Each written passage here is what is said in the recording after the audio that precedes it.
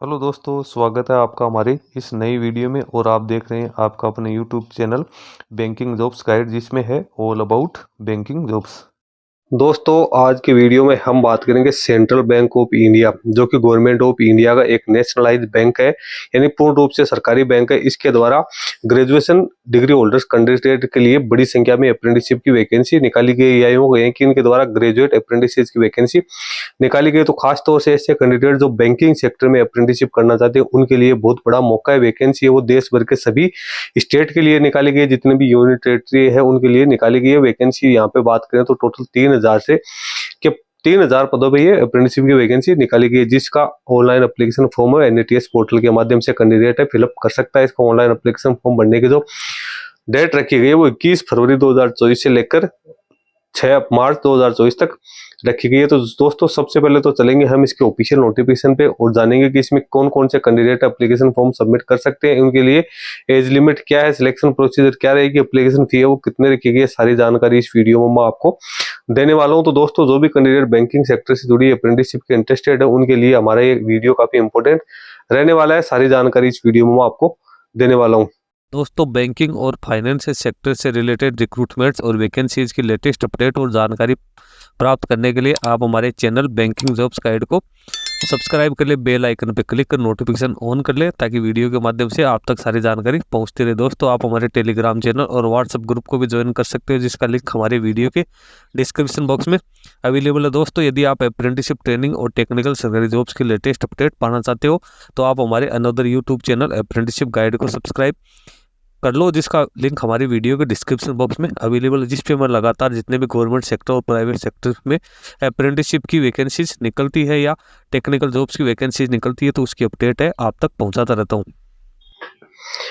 दोस्तों, ये वो नोटिफिकेशन जो कि सेंट्रल बैंक ऑफ इंडिया के द्वारा जारी किया गया, ह्यूमन कैपिटल मैनेजमेंट रिक्रूटमेंट और प्रमोशन डिवीजन सेंट्रल ऑफिस के द्वारा रिक्रूटमेंट निकाली गई। इसमें इसका सब्जेक्ट है engagement of apprentice under apprentice act 1961, financial year 2024-25 tentative vacancies की बात करें तो 3000 पदों के लिए वैकेंसी निकाली गई है। उसके बाद में इसके ऑनलाइन रजिस्ट्रेशन की जो डेट रखी गई है वो 21 फरवरी 2024 है। लास्ट डेट है वो 6/3/2024 है और जो ऑनलाइन एग्जामिनेशन की जो डेट है वो 6/3/2024 रखी गई है। इसके अंदर अपन देख सकते हैं नंबर ऑफ वैकेंसी यहाँ पे 3000 दिखा रखी है। तो यहाँ पे कुछ नोट दिया हुआ है, तो कैंडिडेट वो मेडिकली फिट होना जरूरी है। तो जो कैंडिडेट मेडिकली फिट होंगे उन्हीं कैंडिडेट्स को इसमें अप्रेंटिस ट्रेनिंग के लिए रखा जाएगा। एलिजिबिलिटी क्राइटेरिया की बात करें तो इसके काउंटिंग 31 मार्च 2024 के अकॉर्डिंग की जाएगी। इसमें जो इंडिया का नागरिक है, नेपाल या भूटान का नागरिक है, वो कैंडिडेट इसमें एप्लीकेशन फॉर्म सबमिट कर सकता है। कट ऑफ डेट है वो 31/3/2024 यहाँ पे रखी गई। एज लिमिट की अपन बात करें तो कैंडिडेट का जन्म है 1/4/1996 से लेकर 31/3/2004 के बीच में होना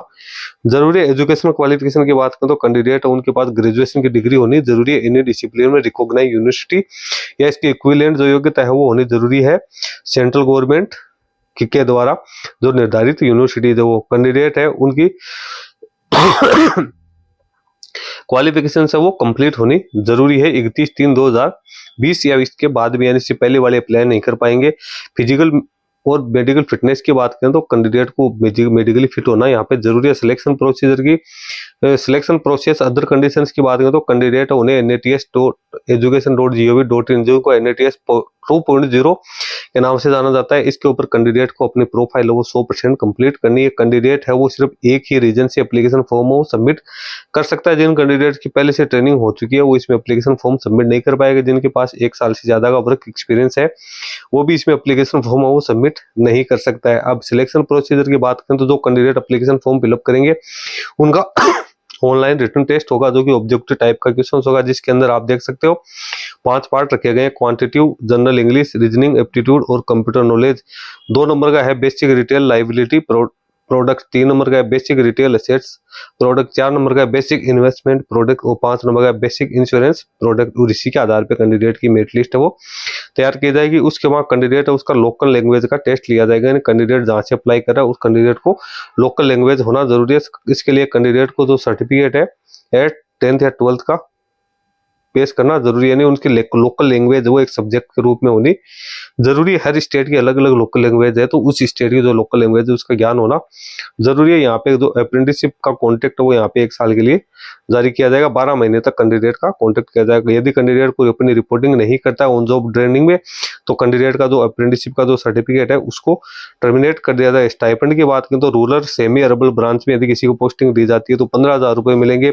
अर्बन ब्रांचेज में भी 15 और मेट्रो ब्रांचेज में भी यहाँ पे 15,000 रुपए मिलेंगे। तीनों प्रकार के जो कैटेगरी में जो 15,000 रुपए यहाँ पे दिए जाएंगे। अब यहाँ पे कैंडिडेट है उनको सिर्फ ट्रेनिंग के लिए ही रखा जाएगा। यहाँ पे कैंडिडेट को हर महीने एक जो CL है कैजुअल लीव वो यहाँ पे दिए जाएंगे, और यहाँ एक साथ है कैंडिडेट 4 छुट्टियां यहाँ पे ले सकता है। उसके बाद में कंडक्ट एंड डिसिप्लिन है, तो कैंडिडेट का जो कंडक्ट और डिसिप्लिन है वो अच्छा होना जरूरी है, अन्यथा उनके विरुद्ध डिसिप्लिनरी एक्शन लिया जाएगा। Weightage for employment in bank, तो यहाँ पे जो कैंडिडेट अप्रेंटिसशिप करेंगे उनको जैसे रिक्रूटमेंट निकलेगी तो रिक्रूटमेंट पॉलिसी के अकॉर्डिंग कैंडिडेट को यहाँ पे फायदा भी दिया जाएगा, वेटेज भी दिया जाएगा। ये काफी अच्छी चीज है। कैंडिडेट यदि अप्रेंटिसशिप करते हैं तो उनके आगे चल के बैंक में ये एक्सपीरियंस है काउंट हो जाए। अब एज रिलैक्सेशन की बात करें तो SC ST कैंडिडेट के लिए 5 साल की, OBC के लिए 3 साल की, फिजिकल डिसेबल पर्सन के लिए 10 साल की, और जो 1984 के दंगे से पीड़ित है उनके लिए 5 साल की छूट रखी गई है। जनरल यहाँ पे कुछ जनरल गाइडलाइंस है वो यहाँ पे दी है। उसके बाद में आगे अपन चलते हैं तो यहाँ पे फिजिकल डिसेबल पर्सन के लिए जो रिजर्वेशन है उसका प्रावधान क्या है उसकी यहाँ पे डिटेल्स दी हुई है। उसके बाद में एप्लीकेशन और एग्जामिनेशन फी की अपन यहाँ पे बात करें तो फिजिकल डिसेबल पर्सन के लिए 400 रुपये प्लस GST है। SC ST candidate, all woman candidate, EWS candidate के लिए 600 प्लस GST और ऑल अदर कैंडिडेट के लिए 800 प्लस GST यहाँ पे रखेगी, यानी सभी को एप्लीकेशन फी है वो यहाँ पे पेमेंट करने जरूरी है। इसके बाद SC ST OBC के कैंडिडेट को अपना कास्ट सर्टिफिकेट है वो पेश करना जरूरी है, जो सक्षम अधिकारी है उसके द्वारा जारी किया हुआ होना जरूरी है। हाउ टू अप्लाई, तो जो कैंडिडेट सारा एलिजिबिलिटी क्राइटेरिया कंप्लीट कर उन्हें NATS पोर्टल पे www.nats.education.gov अप्रेंटिस पोर्टल पे जाके और अप्लाई अगेंस्ट एडवर्टाइज वैकेंसी में जाके apprentice with central bank of India पे जाके अप्लाई करना है। दोस्तों एप्लीकेशन फॉर्म किस प्रकार से आप इसका फिलअप कर सकते हो, किस प्रकार से अप्लाई कर सकते हो, उसका मैं सेपरेट वीडियो आपके लिए बना दूंगा, तो आप उसको देख के एप्लीकेशन फॉर्म वो सबमिट कर सकते हो। उसके बाद में यहाँ अपेयरिंग इन द एग्जाम है, तो इसका एग्जाम कहाँ होगा, तो इसमें कैंडिडेट जब एग्जाम के लिए जाएगा तो कैंडिडेट के पास में एक ID प्रूफ होना जरूरी है ताकि कैंडिडेट का वेरिफिकेशन किया जा सके। उसके बाद अपेयरिंग फॉर इंटरव्यू, जो कैंडिडेट क्वालिफाइंग मार्क्स प्राप्त करेंगे उन कैंडिडेट को फिर सेंट्रल बैंक ऑफ इंडिया के रीजनल ऑफिस में अपने ओरिजिनल डॉक्यूमेंट्स के साथ इंटरव्यू के लिए बुलाया जाएगा। वो जो फाइनल रिजल्ट है, तो फाइनल रिजल्ट से संबंधित कोई सूचना है तो कैंडिडेट्स को दे दी जाएगी। इसकी सूचना आपको बैंक की वेबसाइट www.centralbankofindia.co.in के ऊपर आपको देखने को मिल जाएगी। उसके बाद नीचे अपन चलते हैं तो यहाँ पे वैकेंसीज की डिटेल दी हुई है। सबसे पहले तो स्टेट दिया हुआ, फिर जोन दिया हुआ, फिर रीजन दिया हुआ, फिर रीजन वाइज वैकेंसी है, फिर स्टेट वाइज वैकेंसी, आगे रिजर्वेशन वाइज वैकेंसी दी हुई है। तो सबसे पहले जो कोलकाता जोन में अंडमान निकोबार द्वीप आता है इसमें 1 वैकेंसी है। हैदराबाद में आंध्र प्रदेश आता है तो उसकी में यहाँ पे 100 वैकेंसी निकाली गई। यहाँ पे आप देख सकते हो इनकी जो रीजनल ऑफिस है वो भी यहाँ पे दिए हैं। फिर गुवाहाटी में अपन बात करें तो गुवाहाटी में अरुणाचल प्रदेश में 10 वैकेंसी है। फिर गुवाहाटी में आसाम में 70 वैकेंसी है। बिहार के अंदर 210 वैकेंसी यहाँ पे निकाली गई है। चंडीगढ़ की बात करें तो 11 वैकेंसी है। छत्तीसगढ़ में 76 वैकेंसी है। दादरा नगर हवेली में कोई वैकेंसी यहाँ पे दादरा नगर हवेली में टोटल 3 वैकेंसी निकाली गई है। दिल्ली के अंदर यहाँ पे 90 वैकेंसी निकाली गई है। उसके बाद गोवा में 30 वैकेंसी है। गुजरात में 270 वैकेंसी है। हरियाणा में 95 वैकेंसी है। हिमाचल प्रदेश में 26 है। जम्मू कश्मीर में 8 है। झारखंड में 60 है। कर्नाटका में 110 है। केरला में 87 है। लद्दाख में 2 है। मध्य प्रदेश में 300 है और महाराष्ट्र में यहाँ पे 320 वैकेंसी निकाली गई है। उसके बाद आगे अपन बात करें मणिपुर में 8 है। मेघालय में 5 है। मिजोरम में 3 है। नागालैंड में 8 है। उड़ीसा में 8 है। पुदुचेरी में 3 है। पंजाब में 115 है। राजस्थान में 105 है। सिक्किम में 20 है। तमिलनाडु में 142 है। तेलंगाना में 96 है। त्रिपुरा में 7 वैकेंसी निकाली गई। उत्तर प्रदेश में 305 है। उत्तराखंड में 30 है। वेस्ट बंगाल में 194 वैकेंसी निकाली गई है। तो दोस्तों ये वैकेंसीज का ब्रेकअप यहाँ पे आपने देख लिया किस किस स्टेट में कितनी कितनी वैकेंसी निकली अपने, और जो कैंडिडेट जिस स्टेट के लोकल लैंग्वेज का जानकार है उसी स्टेट से कैंडिडेट को एप्लीकेशन फॉर्म सबमिट करना है। ये यहाँ पे आप देख सकते हो कि जो रिजर्वेशन कैटेगरी के कैंडिडेट है उनके लिए ये सर्टिफिकेट्स दिए हुए। इसी फॉर्मेट में कैंडिडेट को ये सर्टिफिकेट बनवाने जरूरी है। जो भी SC ST OBC physical disable person है उन सभी के एनेक्सर्स यहाँ पे आपको देखने को मिल जाएंगे। तो दोस्तों जिन कैंडिडेट्स के पास में ग्रेजुएशन की क्वालिफिकेशन है, जो भी अप्रेंटिसशिप करना चाहते हैं, उन कैंडिडेट्स के लिए गोल्डन अपॉर्चुनिटी है दोस्तों। इसका लिंक आपको हमारी वीडियो के डिस्क्रिप्शन बॉक्स में मिल जाएगा, जहां से आप इसको डाउनलोड करके एप्लीकेशन फॉर्म सबमिट कर सकते हो। और इसके ऑनलाइन एप्लीकेशन फॉर्म किस प्रकार से आपको अप्लाई करना, उसके लिए भी मैं जल्दी ही एक सेपरेट वीडियो आपको बना के डाल दूंगा। दोस्तों इस वीडियो में इतना ही। वीडियो अच्छा लगे लाइक शेयर करना, कोई क्वेरी हो कमेंट करके बताना। धन्यवाद।